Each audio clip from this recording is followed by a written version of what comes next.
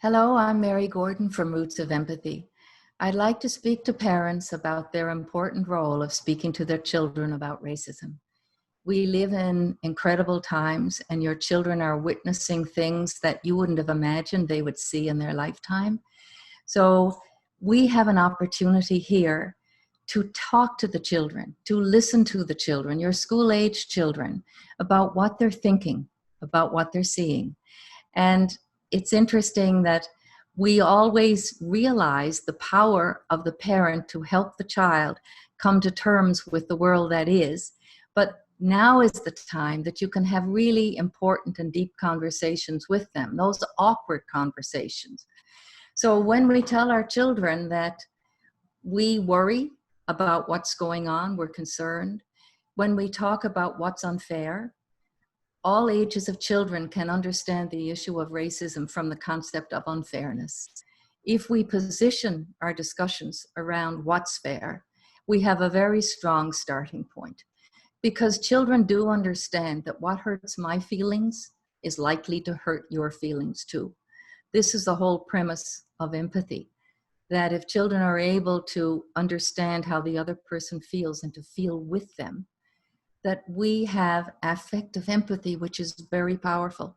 And on the other hand, if you help them with perspective taking, understanding what might the other person's position be, that's the cognitive part of the thinking part of empathy. You put those two things together, you've got a child who's on the road to moral courage. Because moral courage, which is what the marchers have, moral courage requires empathy. And these days require you to be the leader for your child, to give them the chance to say what they think with no audience, to know that you're going to receive all of their questions without judgment, because they're going to go out one day, and hopefully in the foreseeable future, and they're going to be involved in conversations or see episodes of racism. And if they haven't had a chance to talk to you about this before they're exposed and on their own, they might say things that they would regret. They might do nothing, which they'll definitely regret.